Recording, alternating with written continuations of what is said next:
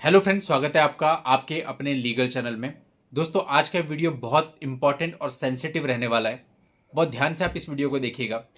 दोस्तों, कई बार मैट्रिमोनियल विवादों में हम इतने ज़्यादा एक्सट्रीम पॉइंट पे चले जाते हैं कि हम अपने आप तक को नुकसान पहुंचाने की सोचते हैं। हम ये सोचते हैं हमारी लाइफ बेकार है, हम अपनी लाइफ ही खत्म कर दें, या इतने ज़्यादा हैरेस हो जाते हैं। और कई बार तो ऐसा होता है कि मामला कुछ होता ही नहीं है, कोई छोटी मोटी नोकझोंक पति पत्नी के बीच में होती है, पत्नी अलग चली जाती है। देखो, मैंने कई सारे वीडियो में समझाया कि भैया ये जो गाड़ी है ये दोनों पहियों के बैलेंस से चलती है। अब इसमें क्या होता है कि अगर चलिए आपके बीच में कोई नोकझोंक हो भी गई तो उसे स्ट्रेच मत करिए च्युइंगम की तरह। कभी भी आपके बीच में कोई भी मामला हो गया तो उसको कॉम्प्रोमाइज कर लीजिए, निपटा लीजिए। कोई नाराजगी है, आपस में बैठ के उसको सॉर्ट आउट कर लीजिए, लेकिन उसको खींचिए मत। यदि आप उसे खींचेंगे तो उसका परिणाम बहुत भयानक हो सकता है। कई बार तो ये देखने में आता है कि छोटी सी बात पे झगड़ा हुआ, रोटी की बात पे झगड़ा हो गया, सब्जी की बात पे झगड़ा हो गया और पत्नी चली गई, वापस ही नहीं आ रही है, ठीक है। या फिर पत्नी ने जाके कोई गलत स्टेप ले लिया या पति ने जाके कोई गलत स्टेप ले लिया और आपके जो मासूम बच्चे हैं वो बेचारे रुलते रह गए। तो इस प्रकार की चीज़ें होती है। ये केवल एक मोमेंट होता है गुस्से का, उस मोमेंट में ये सारी चीज़ें होती है। तो दोस्तों, ऐसे कभी भी नहीं करना है। जिंदगी खराब हो जाती है, हेल बन जाती है। एक मामला मैं आपको बता रहा हूँ। ये मामला उत्तर प्रदेश के बुलंदशहर जिले के अनूप शहर कोतवाली का है, जो भी हाल ही में प्रकाश में आया। और बल्कि किसी ने मुझे भेजा और मैंने जब इसे पूरा पढ़ा तो मैंने देखा यार ये क्या हो गया। यहाँ पर दोस्तों, पति और पत्नी के बीच में कुछ अनबन चल रही थी। पत्नी अपने मायके चली गई। कपल के 2 बच्चे थे। एक बच्चा 3 साल का था, एक बच्चा 1.5 साल का था। सोचिए, हस्बैंड वाइफ 2 बच्चे, कितनी बढ़िया फैमिली लगती है। लेकिन खैर, जो भी उन दोनों के बीच में हुआ होगा, उस वजह से जो पत्नी है वो दोनों बच्चों को लेकर के मायके चली गई। अब पति के लिए सबसे बड़ी प्रॉब्लम यहाँ पे आती है जहां वो अपना बैलेंस खो देता है, जब उसके जिगर के टुकड़े उससे अलग हो जाते हैं। आप देखो, 90% मामलों में यही होता है कि पत्नी बच्चों को लेकर चली गई, फिर बच्चे से बात करानी बंद कर दी और बच्चे से वीडियो कॉल करानी बंद कर दी। पति बेचारा अपने आप में टूट जाता है। मैंने खुद ऐसे कई लोग देखे, फोन में दहाड़ दहाड़ के रोते हैं कि साहब किसी भी तरह कुछ भी करके मुझे मेरे बच्चों से मिला दो। तो इस प्रकार की चीजें क्या शोभा देती हैं या करनी चाहिए हमें? लड़ाई आप पति पत्नी के बीच में है, बच्चे दोनों के हैं, क्यों आप ऐसा कर रहे हो? बच्चों को तो कम से कम मिलने दो। लेकिन ऐसा जनरली होता नहीं। और सिर्फ इतना ही नहीं, बच्चों को उसके पिता के लिए भड़काया तक जाता है कि तेरा पिता कितना बुरा है। और जब पिता कभी मिलने आता है तो बच्चा कहता है मुझे आपसे नहीं मिलना, आप तो बुरे हो। तो उस बाप पे क्या गुजरेगी, इस बात को समझने वाला कोई नहीं। और शायद वही समझ सकता है जो इस दौर से होकर के गुजर रहा है। तो आदमी इस एक्सट्रीम लेवल पे चला जाता है कि कुछ भी स्टेप उठा सकता है फिर। तो इस मामले में क्या हुआ कि उसने बहुत मनाने समझाने का प्रयास किया। 7 महीने हो गए पत्नी को अलग रहते हुए, वो वापस नहीं आई। अब एक दिन वो अपनी ससुराल आया, पत्नी को समझाया, उसने वापस जाने से साफ मना कर दिया। अब पति ने क्या किया, एक फ्रस्ट्रेशन के अंतर्गत आकर के दोनों बच्चों को साथ में लिया, मौका देख करके उन्हें अपनी कार में बिठा लिया और निकल गया। और सारे घर वाले ढूंढ रहे हैं, कहाँ है, कोई मिला नहीं। काफी समय के बाद उन्हें सूचना मिली कि पर्टिकुलर जगह पर जो एक कार खड़ी है जिसमें पति अपने दोनों बच्चों के साथ है।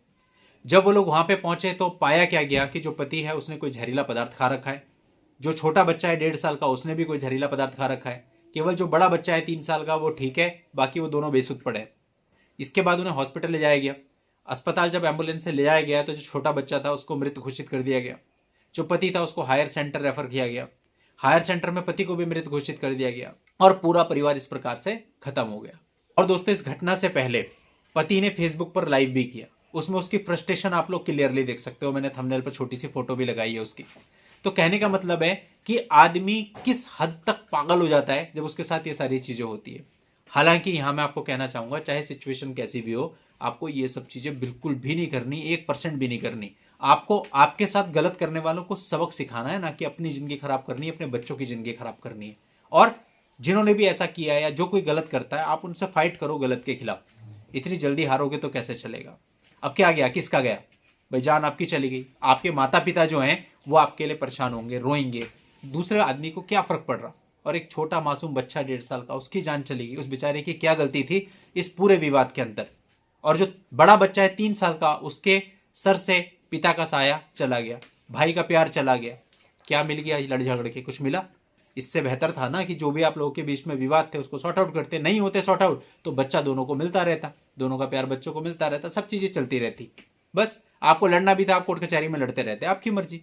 लेकिन इस प्रकार का करना, इस हद तक पहुंचाना कि आदमी कुछ भी कर दे। रिसेंटली कुछ समय पहले आपने एक न्यूज देखी होगी जहां पे दिल्ली के कोर्ट प्रीमिसेस में एक व्यक्ति ने अपनी पत्नी को गोली मार दी। तो ये सब चीजें, ये क्राइम क्यों हुआ? क्योंकि उस स्टेज तक आपने उस व्यक्ति को पहुंचा दिया कि उसने अपना मेंटल बैलेंस ही खो दिया और इस तरह का क्राइम कंडक्ट कर दिया। तो इससे क्रिमिनल एक्टिविटीज बढ़ रही हैं, सुसाइड टेंडेंसीज बढ़ रही हैं। तो हमको सोचना चाहिए कि हम क्या कर रहे हैं, कहीं ऐसा ना हो कि एक अलग ही मंजर बन जाए। हमेशा ध्यान रखें कि गलत करने वाले की भी एक सीमा होती है। कहते हैं ना, पाप का घड़ा भरता जरूर है। अब झूठ झूठ झूठ कितना झूठ भरेगा, तो कभी ना कभी भरेगा, तो फिर क्राइम होगा। क्राइम होगा तो सबकी जिंदगियां तबाह होगी, जिसके ऊपर क्राइम हो रहा उसकी भी, जो क्राइम कंडक्ट कर रहा उसकी भी। ये समाज के लिए बहुत ही हानिकारक है। तो इस प्रकार की घटनाएं हमें हर 8-10 दिन के बाद पता चलती रहती हैं, कभी कहीं कभी कहीं कभी कहीं। लेकिन प्रताड़ित हमेशा महिला ही है। कोर्ट के अंदर जाके आप देख लो, बेचारी बेचारी करके आर्ग्यूमेंट किए जाते हैं। मेरिट पे आर्ग्यूमेंट करो ना भाई, मेरिट पे बताओ।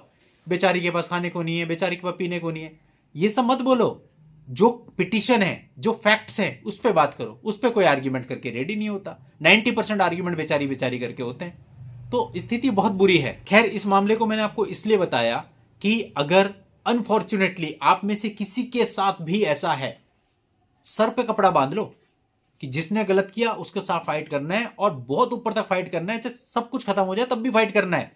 ये करना, ये पूरे तरीके से कायरता है। अगर आप ऐसा करते हैं, चाहे आप किसी भी स्टेज में आ चुके हैं, चाहे आपके ऊपर कितना ही मेंटल प्रेशर है, मेंटल प्रेशर टाइम के साथ रिलीज होता है। एक मोमेंट आ जाता है, हाँ मैं कुछ भी कर लूं, लेकिन उसके बाद जब आप थोड़ा सा खुद की ग्रूमिंग करते हैं, तो उससे क्या होता है, आप उस चीज से बाहर भी आ जाते हैं। हो सकता है 1 महीना लगे उसमें, हो सकता है 2 महीना। ऐसे बहुत से लोग मेरे पास मिलने आते हैं मेरी जानकारी में, जो किसी समय इस स्थिति में थे कि पिस्तौल लेके बैठे हुए थे, लेकिन आज बहुत अच्छे तरीके से अपने केसेस लड़ रहे हैं, सब कुछ कर रहे हैं। बहुत सारे लोग बाहर भी आ चुके हैं। तो कहने का मतलब, लड़ना सॉल्यूशन है, मैदान छोड़ करके भागना सॉल्यूशन नहीं है। इससे केवल आपका नुकसान होता है, आपके माँ बाप का नुकसान होता है, सामने वाली पार्टी का कुछ नहीं जाता। वो 2 दिन दूसरे को दिखाएंगे, तीसरे दिन उनके यहाँ सब कुछ नॉर्मल हो जाएगा। लेकिन जो आपके माता पिता का नुकसान हुआ, वो अपूर्णीय क्षति है, जो किसी भी तरह से पूरी नहीं की जा सकती। तो ऐसा बिल्कुल भी नहीं करना है। गांठ बांध लीजिए, चाहे कुछ हो जाए, नहीं करना है ऐसा। तो चलिए दोस्तों, आज की इस वीडियो में इतना ही रखता हूँ। नेक्स्ट वीडियो में नई जानकारी के साथ मैं आपसे फिर मिलता हूँ। तब तक के लिए goodbye and thank you for watching. Take care.